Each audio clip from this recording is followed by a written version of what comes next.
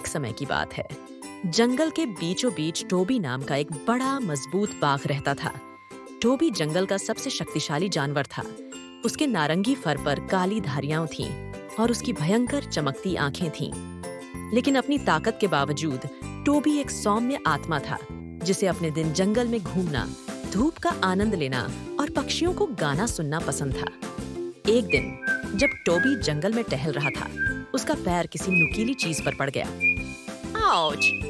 वह दर्द से कराह उठा। उसने अपना बड़ा पंजा उठाकर देखा कि क्या हुआ था। वहां उसके पंजे के मुलायम पैर में एक लंबा, नुकीला कांटा फंसा हुआ था। टोबी ने स्वयं कांटे को बाहर निकालने की कोशिश की, लेकिन उसके पंजे बहुत बड़े थे और हर बार जब वह उसे छूता था तो दर्द और भी बदतर हो जाता था। मुझे मदद की जरूरत है, टोबी ने सोचा। लेकिन जब उसने चारों ओर देखा तो उसे पता चला कि सभी जानवर भाग गए हैं। वे बड़े भयंकर बाघ से डरते थे, भले ही टोबी उन्हें कभी चोट नहीं पहुंचाता था। सबसे पहले टोबी ने बंदरों के एक समूह को पेड़ों पर झूलते हुए देखा। कृपया आप मेरी मदद कर सकते हैं? टोबी ने उन्हें फोन किया, लेकिन बंदर बहुत डरे हुए थे। वे घबराकर बातें करने लगे और टोबी से बहुत दूर पेड़ों पर चढ़ गए। आगे टोबी ने एक रंगीन तोते को एक शाखा पर बैठे देखा। तोता, क्या तुम कृपया मेरी मदद कर सकते हो? टोबी ने अपनी आवाज को शांत रखने की कोशिश करते हुए पूछा, लेकिन तोता डर के मारे चिल्लाया और टोबी को अकेला छोड़कर आकाश में उड़ गया। टोबी को दुख हुआ। वह दूसरे जानवरों को डराना नहीं चाहता था, लेकिन वह बहुत दर्द में था। जैसे जैसे वह जंगल में गहराई तक भटकता गया, उसके पंजे में और भी अधिक दर्द होने लगा और उसे समझ नहीं आया कि क्या करे। जब टोबी ने सोचा कि उसे कभी मदद नहीं मिलेगी, तो उसे एक छोटी सी आवाज सुनाई दी।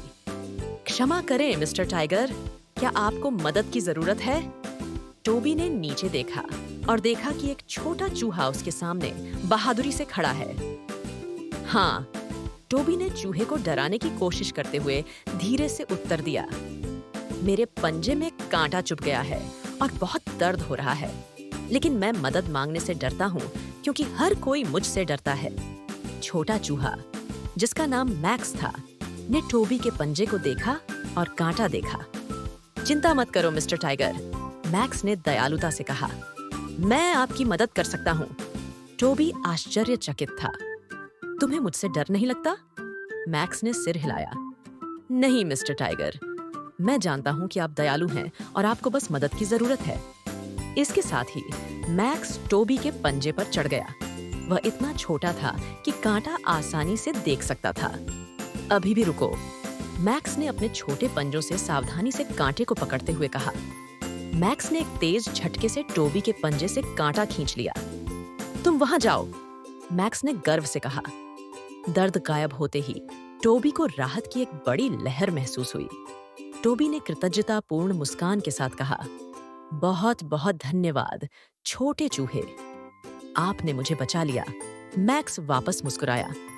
यह कुछ भी नहीं था मिस्टर टाइगर, कभी-कभी सबसे छोटे जीव भी बड़े प्राणियों की मदद कर सकते हैं। टोबी मैक्स का इतना आभारी था कि उसने उसे अपना दोस्त बनने की पेशकश की। क्या तुम मेरे दोस्त बनना चाहोगे मैक्स? हम एक साथ जंगल का पता लगा सकते हैं। मैक्स की आंखें उत्साह से चमक उठीं। मुझे आपका दोस्त बनना अच्छा लगेगा मिस्टर टाइगर। उस दिन से टोबी और मैक्स सबसे अच्छे दोस्त बन गए। वे एक साथ जंगल में घूमते थे। टोबी मैक्स को सुरक्षित रखता था और मैक्स अपनी तेज नजरों और चतुर तरीकों से टोबी की मदद करता था। अन्य जानवरों को जल्द ही एहसास हुआ कि टोबी बिल्कुल भी डरावना नहीं था और उन सभी ने एक मूल्यवान सबक सीखा। सिर्फ इसलिए कि कोई बड़ा और मजबूत है, इसका मतलब यह नहीं है कि उन्हें कभी-कभी मदद की जरूरत नहीं है। और इसलिए जंगल एक खुशहाल जगह थी।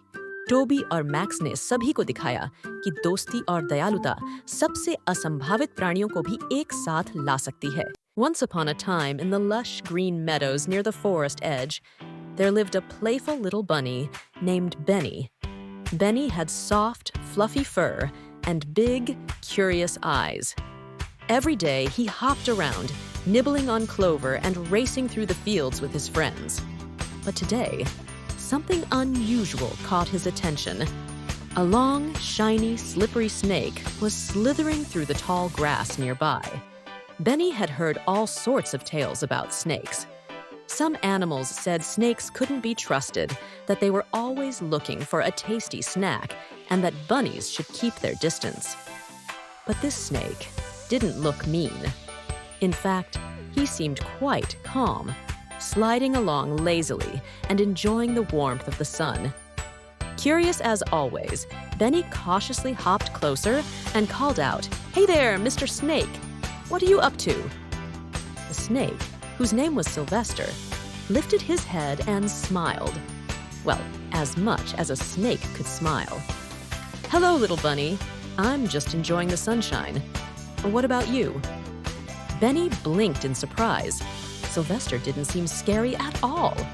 He was polite, and his voice was soft, not hissy or sneaky like Benny had imagined. "I'm just hopping around," Benny replied, still unsure. "But, aren't snakes supposed to, eat bunnies like me?" Sylvester let out a gentle laugh. "Oh, no, Benny. Not all snakes are the same. Some might hunt, but I much prefer a nice juicy apple to a bunny breakfast. You can trust me. Besides, who needs enemies when friends are so much better?" Benny's ears twitched as he thought about it. Could he really trust a snake? He had been told his whole life to be careful around snakes, but Sylvester seemed kind. Benny wasn't sure what to do. Just then, Benny's friend, Penny the squirrel, scurried down from a nearby tree. "Benny, what are you doing talking to a snake? They're sneaky. They can't be trusted." Benny hesitated. Should he believe Penny's warning or give Sylvester a chance? Sylvester sighed and looked down. "I know people don't always trust me, just because of how I look. But I'd never hurt anyone. You see, I've been misunderstood all my life." Penny crossed her tiny arms and glared. "Misunderstood? Benny, let's go." But Benny stood still, his little nose twitching as he thought. Sylvester hadn't done anything to harm him. Maybe, just maybe, it was time to see beyond what everyone else said. Benny turned to Penny and said, "I think we shouldn't judge Sylvester just because he's a snake. He's been kind to me so far, and I want to give him a chance." Penny looked surprised, but after a moment she nodded. "Well, if you say so, Benny, but I'll be watching him." Over the next few days, Benny and Sylvester spent more time together.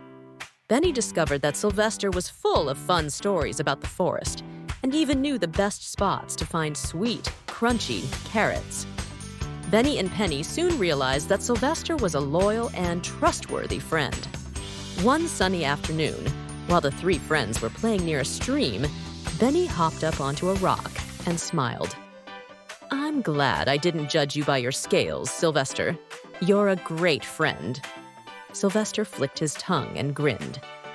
"And I'm glad you gave me a chance, Benny.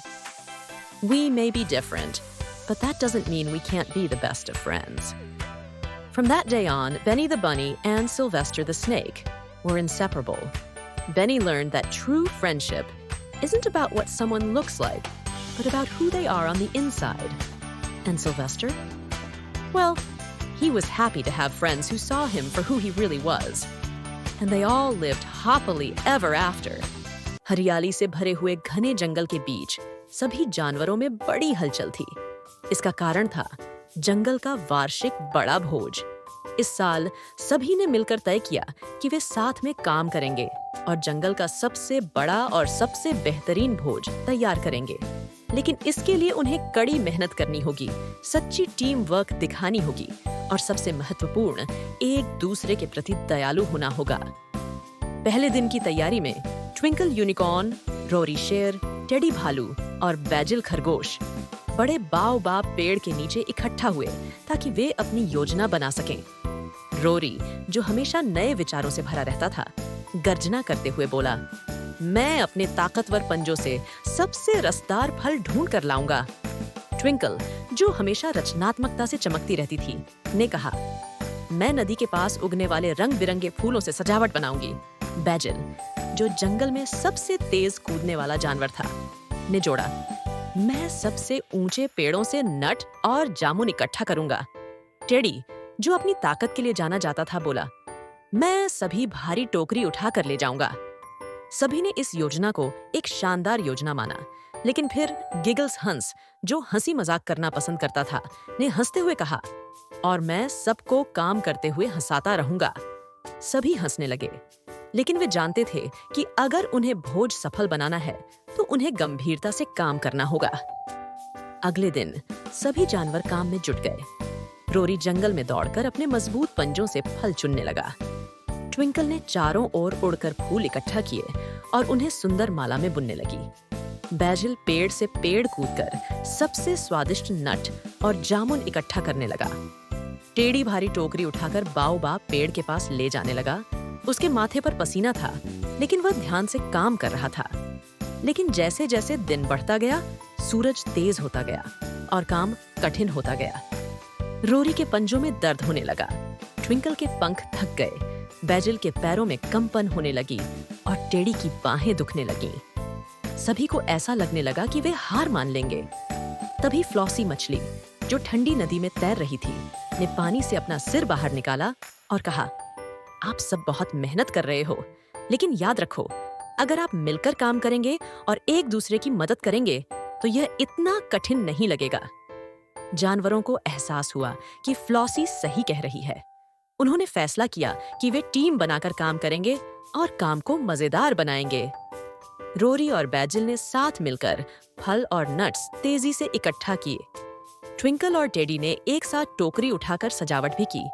Giggles ने अपनी मजेदार चुटकुलों से सबको हंसाते हुए काम को थोड़ा आसान बना दिया। जब जानवरों ने मिलकर काम किया तो उन्होंने कुछ अद्भुत देखा।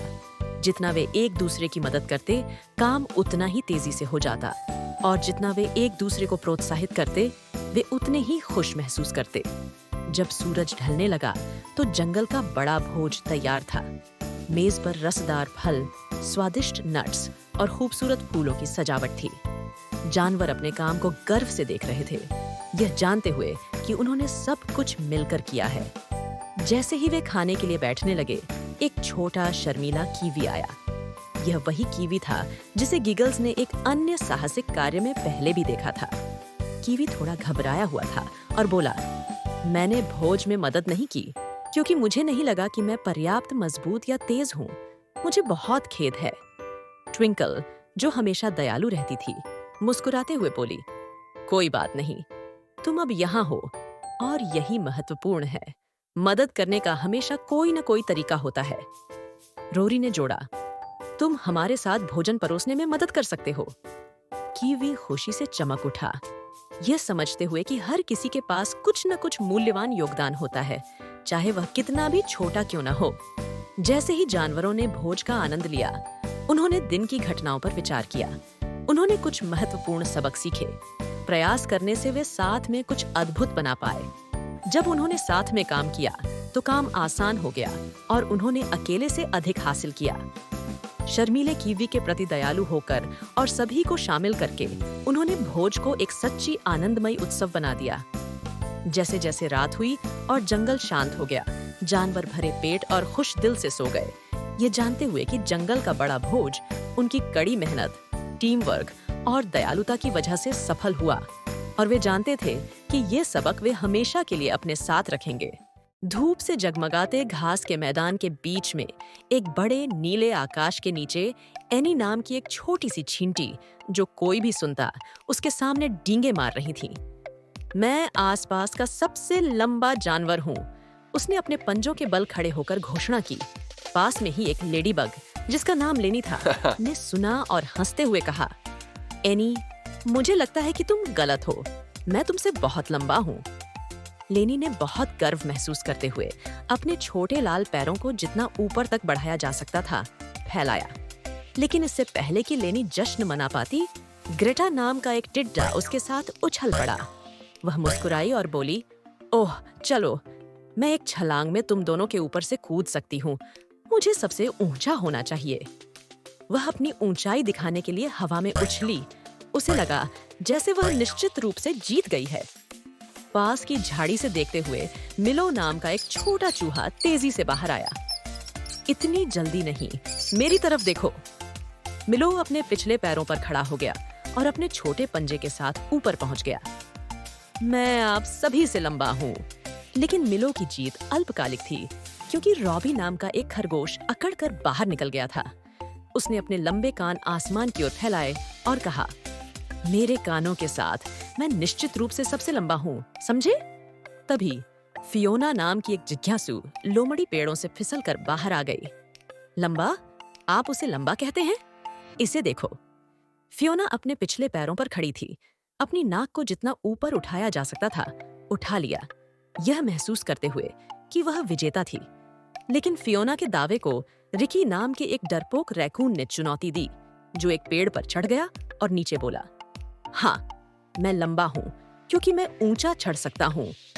हार न मानने के लिए डेजी नाम का एक हिरण उछलकर आया और बोला, मुझे एक पेड़ की जरूरत नहीं है। देखो, मैं अपने सींगों के साथ कितनी ऊंचाई तक पहुंच सकता हूँ। उसने अपनी गर्दन और सींग आकाश की ओर फैलाए।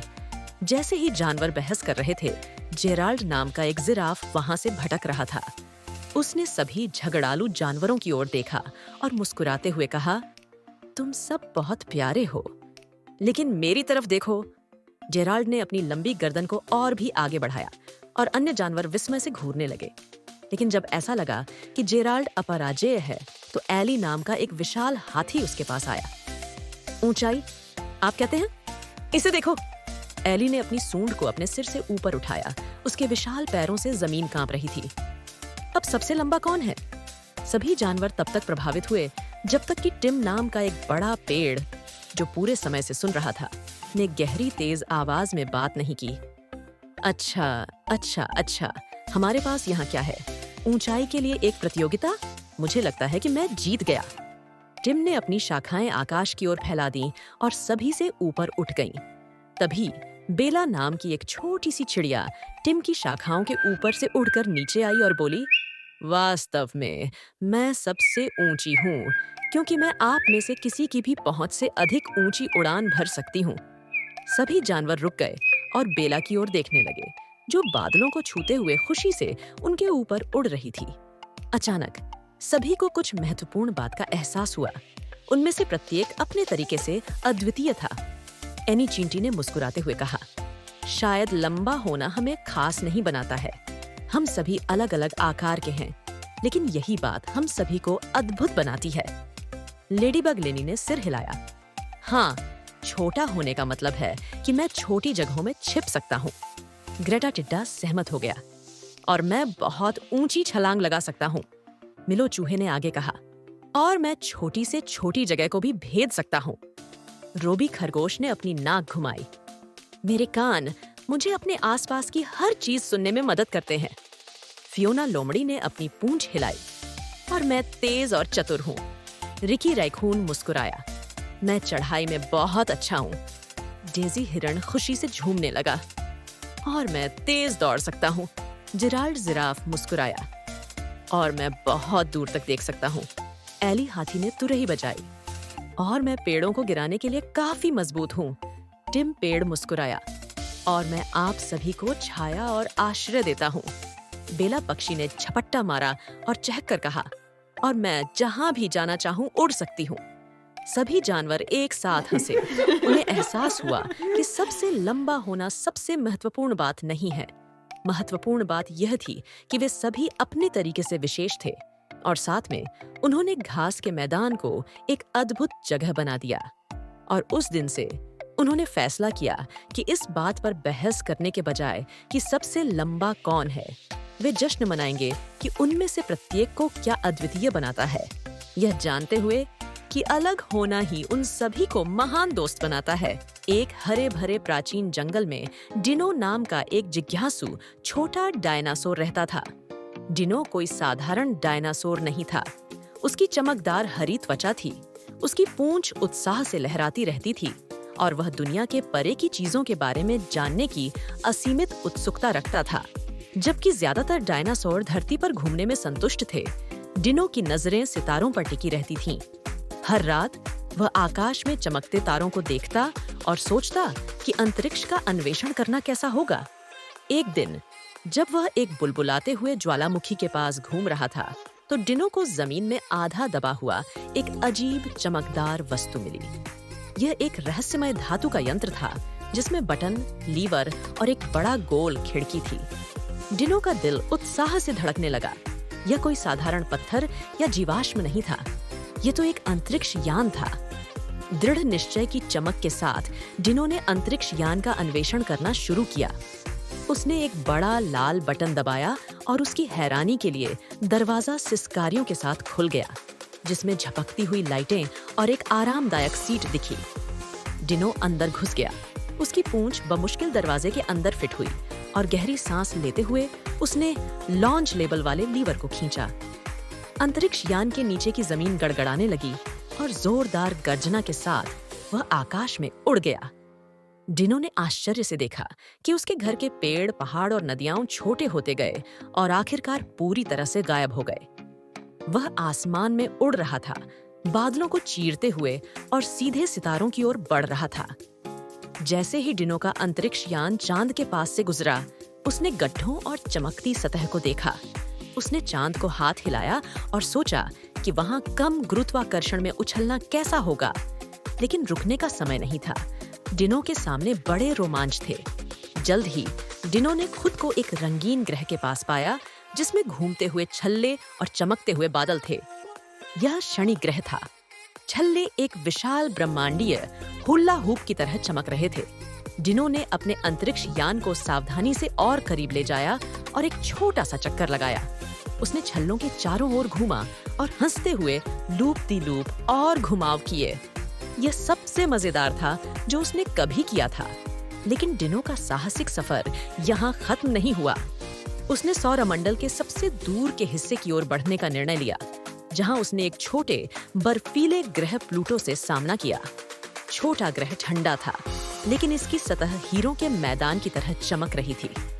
डिनो ने अपने अंतरिक्ष यान से बाहर कदम रखा और एक बर्फ का डिनो बनाया, बर्फीली जमीन में डिनो के पैरों के निशान छोड़ते हुए। जब डिनो घर लौटने की तैयारी कर रहा था, उसने कुछ अजीब देखा। आकाश में तारों का एक समूह एक आकृति बना रहा था। यह एक डायनासोर की तरह दिख रहा था।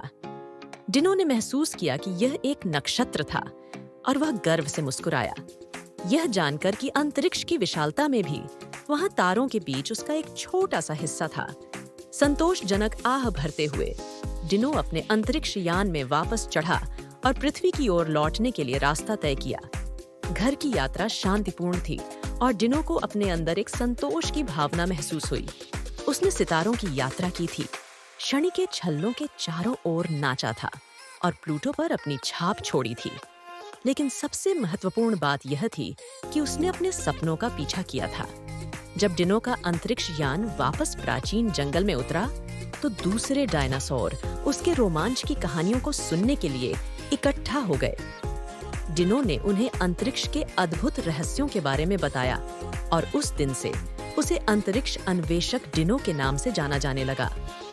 और हर रात जब डिनो तारों की ओर देखता, तो उसे पता होता कि उस विशाल ब्रह्मांड में हमेशा एक और रोमांच उसका इंतजार कर रहा था। एक साधारण गोल्डन रिट्रीवर था जो अपनी सबसे अच्छी दोस्त एम्मा के साथ एक छोटे आरामदायक घर में रहता था। मैक्स हर दिन अखबार लाता, पार्क में खेलता और चिमनी के पास बैठा रहता। वह अपने जीवन से प्यार करता था, लेकिन उसे यह नहीं पता था कि मैक्स कोई साधारण कुत्ता नहीं है। एक धूप भरी सुबह जब मैक्स और एम्मा पार्क में खेल रहे थे, कुछ असामान्य घटित हुआ। मैक्स अपनी पसंदीदा लाल गेंद का पीछा कर रहा था जब वह अचानक झाड़ियों में लुढ़क गई। उसने पत्तों के बीच से अपना रास्ता निकाला और न केवल उसकी गेंद बल्कि एक चमकदार, अजीब दिखने वाला कॉलर भी पाया। ये चांदी थी जिसके बीच में एक चमकीला नीला रत्न था जो मैक्स ने पहले कभी नहीं देखा था। उत्सुकतावश मैक्स ने अपनी नाक से कॉलर को धक्का दिया और जैसे ही उसने उसे छुआ, प्रकाश की एक चमक ने उसे घेर लिया। मैक्स चौंक कर पीछे कूद गया। कॉलर हवा में तैर गया और फिर धीरे से मैक्स की गर्दन के चारों ओर लिपट गया। जैसे ही वह अपनी जगह पर क्लिक हुआ, मैक्स को ऊर्जा का उछाल महसूस हुआ। उसके बालों में झुंझुनी हुई उसकी इंद्रियां तेज हो गईं और अचानक उसे अलग अलग महसूस हुआ, मजबूत, तेज और किसी तरह सुपर। मैक्स उत्साह से भौंका और एम्मा के पास वापस चला गया। उसे यह देखकर आश्चर्य हुआ कि वह पहले से कहीं अधिक तेजी से दौड़ रहा था, एक ही सीमा में झाड़ियों पर छलांग लगा रहा था। मैक्स, तुमने ऐसा कैसे किया? एम्मा ने चिल्लाकर कहा। मैक्स को समझ नहीं आ रहा था कि कैसे समझाया जाए, लेकिन वह जानता था कि अब भी कुछ आश्चर्यजनक घटित हुआ है। उस शाम जब एम्मा सो गई, मैक्स ने अपनी नई शक्तियों का पता लगाने का फैसला किया। वह चुपचाप घर से बाहर निकला और पार्क की ओर भागा। उसे यह जानकर आश्चर्य हुआ कि वह तेज रफ्तार कार से भी तेज दौड़ सकता है, अंधेरे में देख सकता है और पेड़ों जितनी ऊंची छलांग भी लगा सकता है। मैक्स चकित था। वह एक सुपर हीरो था। जब मैक्स अपनी शक्तियों का परीक्षण कर रहा था, उसने मदद के लिए एक हल्की सी चीख सुनी। उसके तेज कान खड़े हो गए और वह पार्क के किनारे तक आवाज का पीछा करने लगा। वहां उसने देखा कि एक बिल्ली का छोटा बच्चा एक पेड़ पर काफी ऊपर फंसा हुआ था, जो नीचे चढ़ने से बहुत डर रहा था। बिना सोचे समझे मैक्स हरकत में आ गया। वह हवा में उड़ गया, धीरे से बिल्ली के बच्चे को अपने मुंह में पकड़ लिया और सुरक्षित रूप से जमीन पर उतर गया। बिल्ली के बच्चे ने कृतज्ञतापूर्वक म्याऊं म्याऊं की और मैक्स को अपने दिल में एक गर्म चमक महसूस हुई। उसने महसूस किया कि उसकी शक्तियां केवल मनोरंजन से कहीं अधिक के लिए थीं। वे दूसरों की मदद करने के लिए थीं। अगले दिन मैक्स ने शहर की रक्षा के लिए अपनी शक्तियों का उपयोग करने का निर्णय लिया। वह रात में सड़कों पर गश्त करने लगा और किसी जरूरतमंद की तलाश करने लगा। उन्होंने एक बूढ़ी महिला को सड़क पार करने में मदद की, खोए हुए पालतू जानवरों को उनके घर वापस पहुंचाया और यहाँ तक कि एक बाइक चोर का पीछा करके उसे तब तक भौंकते रहे जब तक वह बाइक गिराकर भाग नहीं गया। रहस्यमय सुपर हीरो कुत्ते के बारे में बात तेजी से फैल गई, जो शहर को सुरक्षित रख रहा था। लोगों ने उसे सुपर मैक्स कहना शुरू कर दिया और हालांकि उन्होंने उसे कभी नहीं देखा था, वे जानते थे कि जब भी उन्हें उसकी जरूरत होती, वह हमेशा वहां होता। एक दिन शहर में बहुत बड़ा तूफान आया। हवाएं गरजने लगीं, बारिश होने लगी और नदी में बाढ़ आने लगी। मैक्स जानता था कि यह उसकी अब तक की सबसे बड़ी चुनौती थी। वह दौड़कर नदी के किनारे गया और देखा कि पानी तेजी से बढ़ रहा था। यदि यह ओवरफ्लो हो गया तो पूरे शहर में बाढ़ आ जाएगी। मैक्स ने तुरंत सोचा। उसे पानी रोकना था, लेकिन कैसे? तभी उसे अपनी सुपर स्पीड की याद आई। मैक्स ने नदी के किनारे दौड़ लगाई और पानी को शहर से दूर ले जाने के लिए अपने शक्तिशाली पंजों से खाई खोदी। उसने अथक परिश्रम किया, उसके बाल भीग गए, लेकिन उसने हार नहीं मानी। आखिरकार पानी खाई में बहने लगा और शहर बच गया। जब तूफान गुजरा तो नगरवासी अपने घरों से बाहर निकले और पाया कि बाढ़ टल गई है। वे नहीं जानते थे कि कैसे, लेकिन उन्हें लग रहा था कि सुपर मैक्स का इससे कुछ लेना देना है। उस रात मैक्स थका हुआ लेकिन खुश होकर घर लौटा। वह चिमनी के पास दुबका हुआ था।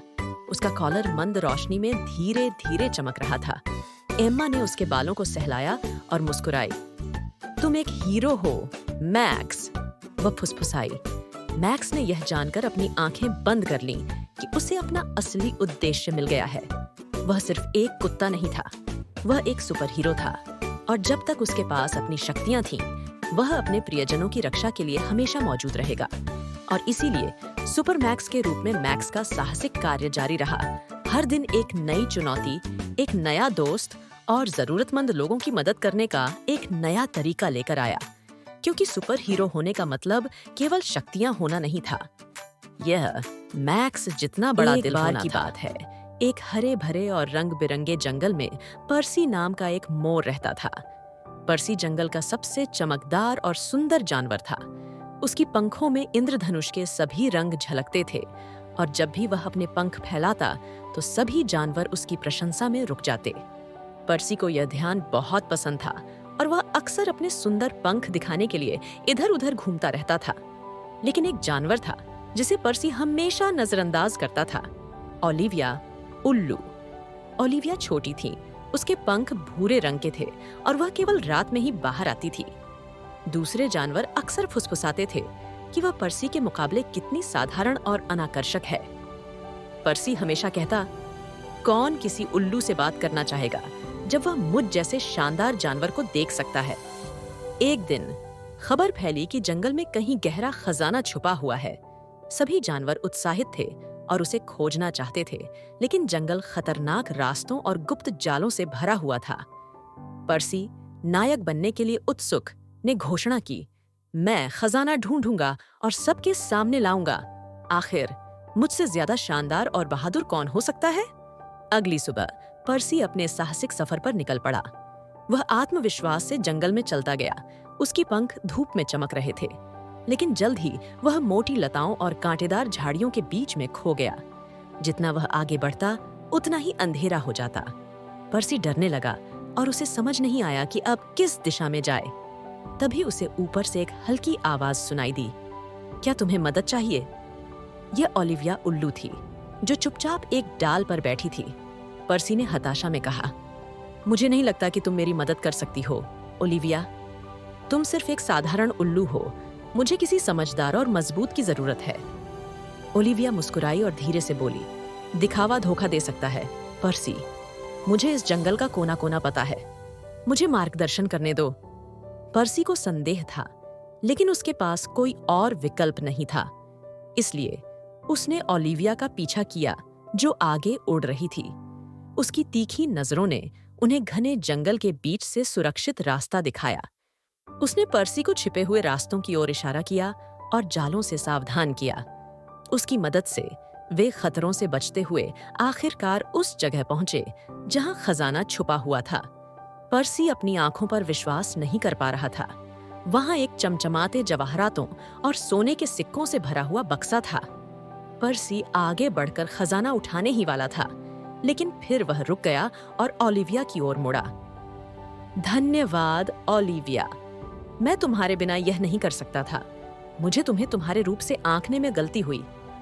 ओलिविया ने मुस्कुराते हुए कहा, हर किसी की अपनी ताकत होती है, पर्सी। बाहरी रूप से ज्यादा महत्वपूर्ण दिल और दिमाग होते हैं। जब वे जंगल में लौटे तो पर्सी ने ओलिविया को खजाना खोलने दिया।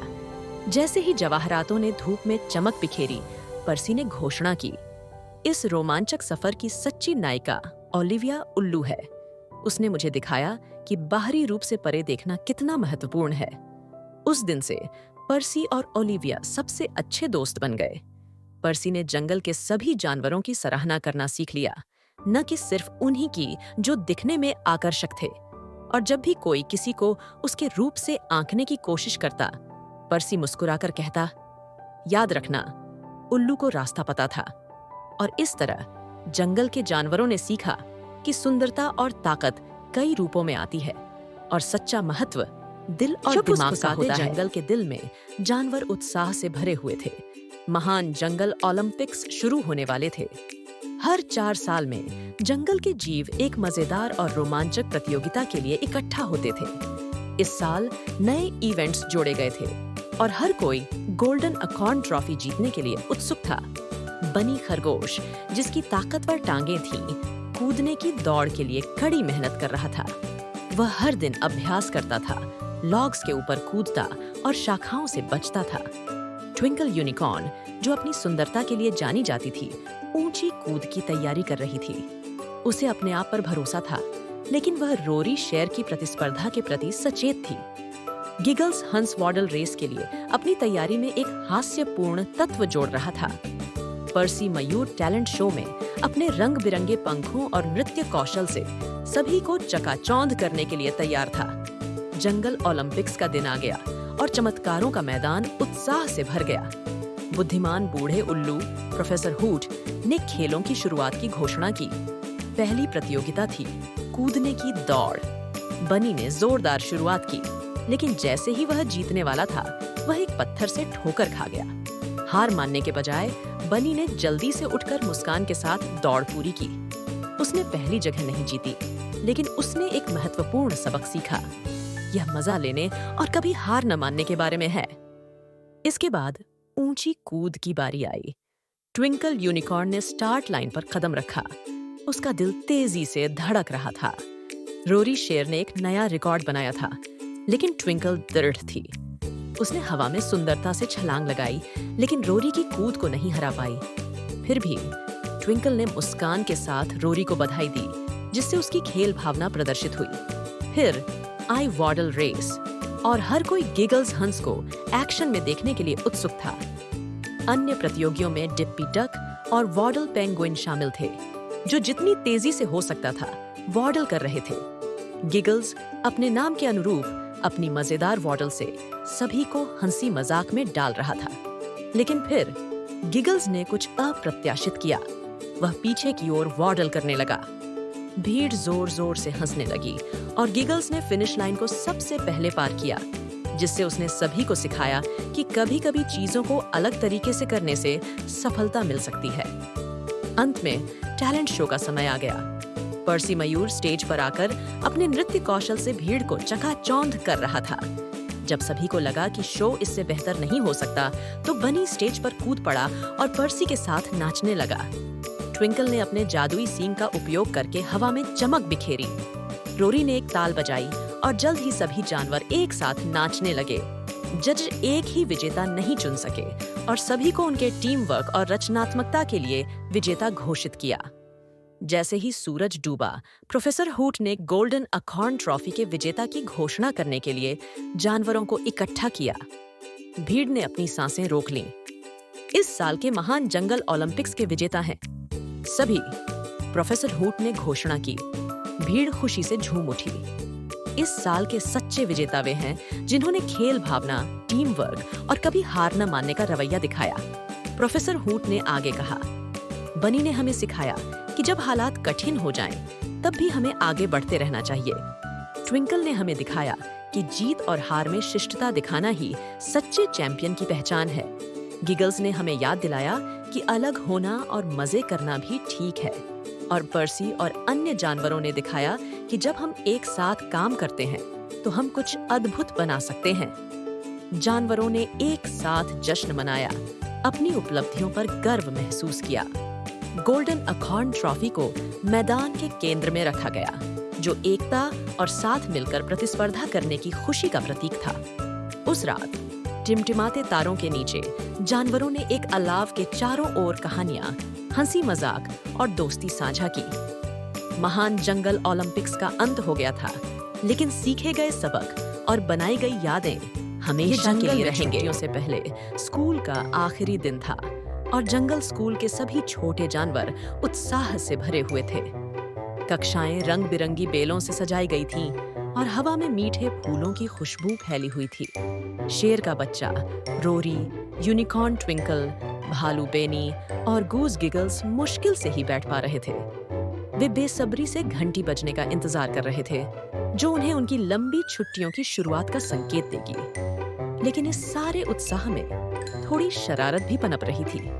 उनकी प्यारी और समझदार शिक्षिका मिसेस एली एलिफेंट छुट्टियों के लिए आखिरी होमवर्क असाइनमेंट दे रही थी। याद रखना बच्चों, छुट्टियों में इन किताबों को पढ़ना मत भूलना, उन्होंने मुस्कान के साथ कहा। लेकिन रोरी के मन में कुछ और ही चल रहा था। हम अभी छुट्टियां शुरू कर सकते हैं, क्या कहते हो? रोरी ने ट्विंकल से फुसफुसाते हुए कहा। उसकी आंखों में शरारत की चमक थी। ट्विंकल, जो हमेशा रोमांच के लिए तैयार रहता था, तुरंत सहमत हो गया। लेकिन बेनी थोड़ा चिंतित दिख रहा था। मुझे नहीं लगता, रोरी, मिसेस एली को पता चल जाएगा अगर हम चले गए। लेकिन रोरी पहले से ही अपने प्लान पर अमल कर रहा था। वह दरवाजे की ओर चुपके से बढ़ा और ट्विंकल उसके पीछे पीछे। गिगल्स गूज भी खुद को रोक नहीं सका और हंसते हुए उनके साथ उड़ चला। जैसे ही वे दरवाजे तक पहुंचे, मिसेस एली ने पीछे मुड़कर देखा। तुम लोग कहाँ जा रहे हो? उन्होंने प्यार भरे लेकिन सख्त लहजे में पूछा। शरारत में पकड़े गए जानवर रुक गए। हम बस अपनी छुट्टियां जल्दी शुरू करना चाहते थे, रोरी ने कबूल किया। उसके कान थोड़े झुक गए। मिसेस एली मुस्कुराई। मुझे पता है कि तुम लोग छुट्टियों के लिए उत्साहित हो, लेकिन छुट्टियों से पहले तुम्हें एक महत्वपूर्ण सबक सीखना होगा। उन्होंने सभी जानवरों को अपने आसपास बुलाया और एक कहानी सुनानी शुरू की। एक बार की बात है, एक दूर जंगल में एक समूह जानवर छुट्टियों के लिए बहुत उत्साहित थे। वे इतनी जल्दी में थे कि उन्होंने अपने स्कूल के आखिरी दिन की महत्वपूर्ण बातें छोड़ दीं। जब वे छुट्टियों पर गए तो उन्हें नहीं पता था कि सुरक्षित कैसे रहना है और वे मुसीबत में पड़ गए। छोटे जानवर ध्यान से सुन रहे थे और अपनी गलती समझ रहे थे। स्कूल का आखिरी दिन महत्वपूर्ण होता है, मिसेस एली ने समझाया। ये वह समय है जब तुम वह अंतिम सबक सीखते हो जो तुम्हें छुट्टियों में सुरक्षित और खुश रखेंगे। अगर तुम जल्दी करोगे तो तुम कुछ महत्वपूर्ण चीजें छोड़ सकते हो। छोटे जानवरों ने सिर हिलाया। अब वे समझ गए थे। वे थोड़ी शर्मिंदा महसूस करते हुए अपनी जगह पर लौट आए, लेकिन सीखने के लिए तैयार थे। मिसेस एली ने उन्हें पूरे दिन छुट्टियों के दौरान सुरक्षित रहने के बारे में सिखाया, जैसे कि नए स्थानों की खोज करते समय सतर्क रहना, साथ रहना और हमेशा किसी को बताना कि वे कहाँ जा रहे हैं। जब अंतिम घंटी बजी तो जानवर उत्साहित थे, लेकिन इस बार वे भी तैयार थे। जैसे ही वे कक्षा से बाहर निकले, मिसेस एली ने प्रत्येक को एक विशेष जंगल सुरक्षा बैज दिया। इन्हें पहनना ताकि तुम्हें आज सीखे गए सबक याद रहें, उन्होंने कहा। रोरी, ट्विंकल, बेनी और गिगल्स ने मिसेस एली का धन्यवाद किया और उनकी सलाह मानने का वादा किया। जब वे एक साथ घर की ओर चल रहे थे तो वे छुट्टियों की सही शुरुआत करने पर गर्व महसूस कर रहे थे। जैसे ही वे जंगल के किनारे पहुंचे, रोरी ने अपने दोस्तों से कहा, मुझे खुशी है कि हमने स्कूल से भागने की कोशिश नहीं की। हम कुछ महत्वपूर्ण बातें छोड़ सकते थे। ट्विंकल ने सिर हिलाया। और अब हम सबसे बेहतरीन छुट्टियों के लिए तैयार हैं। जोर से जयकार करते हुए दोस्त अपनी रोमांचक छुट्टियों की शुरुआत करने के लिए दौड़ पड़े। उनके जंगल सुरक्षा बैज धूप में चमक रहे थे।